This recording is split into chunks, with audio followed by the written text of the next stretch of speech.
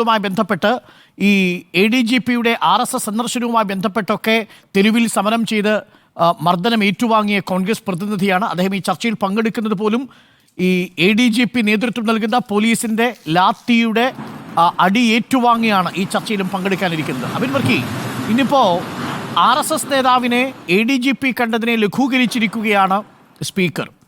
അതിൽ അപാകതയില്ല. ഒരു പ്രധാനപ്പെട്ട സംഘടനയാണ്. അതിലൊരു ഉദ്യോഗസ്ഥൻ പോയി കാണുന്നതിൽ പാർട്ടിക്ക് എന്താണ് കാര്യമെന്ന ഇന്നലെക്ക് മുമ്പ് CPM-നുണ്ടായിരുന്ന നിലപാടാണ് ഇന്ന് സ്പീക്കർ ആവർത്തിക്കുന്നത്. നിങ്ങൾ അടികൊണ്ടതൊക്കെ വെറുതെയായോ? അഭ്യൂഹങ്ങൾ പുറത്തുള്ള അടികൊള്ളലായിരുന്നു. അബിൻ വർക്കി, സ്പീക്കറുടെ ഭാഷയിൽ എല്ലാം അഭ്യൂഹങ്ങളാണ്. അത് തന്നെയാണ് ശ്രീ അരുൺ. അതായത് ഈ RSSന്റെ വിനീതദാസനായ വിജയൻ ഇനിയിപ്പോ എപ്പോഴാണ് ഇനി കാക്കി നിക്കറും വെള്ള ഷർട്ടും ഇടുന്നതെന്ന് മാത്രമേ നമുക്ക് ചിന്തിക്കാനുള്ളൂ. ഈ ദാസനും വിജയനും എല്ലാവരും കൂടെ ചേർന്ന് ഈ CPM എന്ന് പറയുന്ന പാർട്ടിയെ RSSന്റെ നാഗ്പൂർ കാര്യാലയത്തിൽ കൊണ്ട് കെട്ടിയതിന്റെ കാഴ്ചയാണ് നമ്മൾ കാണുന്നത്. അല്ലെങ്കിൽ നാണവും മാനവും ഉളുപ്പും പറഞ്ഞ പ്രത്യയശാസ്ത്രത്തോടെ എന്തെങ്കിലും ആത്മാർത്ഥതയുണ്ടെങ്കിൽ ഷംസീർ എന്ന് പറയുന്ന സ്പീക്കർക്ക് ഇങ്ങനെ പറയാൻ സാധിക്കുമോ അരുണേ? അതായത് ഈ കമ്മ്യൂണിസ്റ്റ് പാർട്ടി കാലങ്ങൾ എത്രയായി ഇവിടെ RSSനെതിരെ ഈ ഘോരം പ്രസംഗിച്ചു തുടങ്ങിയിട്ട്. RSS ആയി കണ്ടാൽ പ്രശ്നം, RSSകാരായി മിണ്ടിയാൽ പ്രശ്നം, RSSന്റെ പരിപാടിയുടെ അയൽപക്കത്തേക്കിടെ ആരെങ്കിലും പോയാൽ പ്രശ്നം. ഇന്നിപ്പോ ADGP എന്ന് പറഞ്ഞാൽ മുഖ്യമന്ത്രിയുടെ ഓർഡർ എടുക്കുന്ന P ശശിയുടെ ഏറ്റവും അടുപ്പക്കാരൻ. മുഖ്യമന്ത്രിയുടെ പാർലമെന്ററി പാർട്ടിയിൽ ഇരിക്കുന്ന ഭരണകക്ഷി MLAയുടെ വാദത്തിന് അദ്ദേഹത്തിന്റെ വാദം ശരിവെക്കുകയാണെങ്കിൽ അവരുടെ നെക്സസിൽ പങ്കെടുക്കുന്ന ഒരാളായ ലോ ആൻഡ് ഓർഡർ ADGP.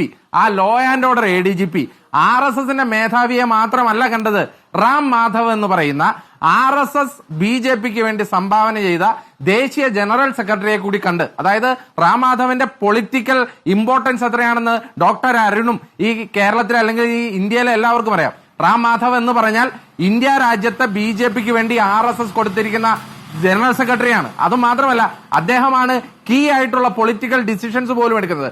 ആ ഹൊസബല്ല ദത്താത്രേയെയും റാം മാധവനെയും കണ്ട് 1.5 മണിക്കൂർ ചർച്ച നടത്തിയ ലോ ആൻഡ് ഓർഡർ കേരളത്തിലെ ADGP മുഖ്യമന്ത്രിയുടെയും P ശശിയുടെ അടുപ്പക്കാരൻ കണ്ടിട്ട് ഒരു പ്രശ്നവുമില്ല.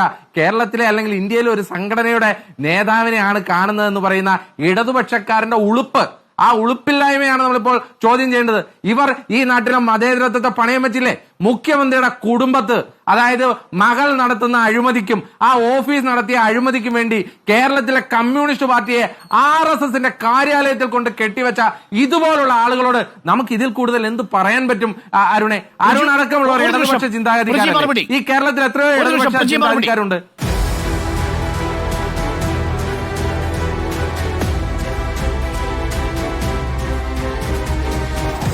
Debate with Arun Kumar.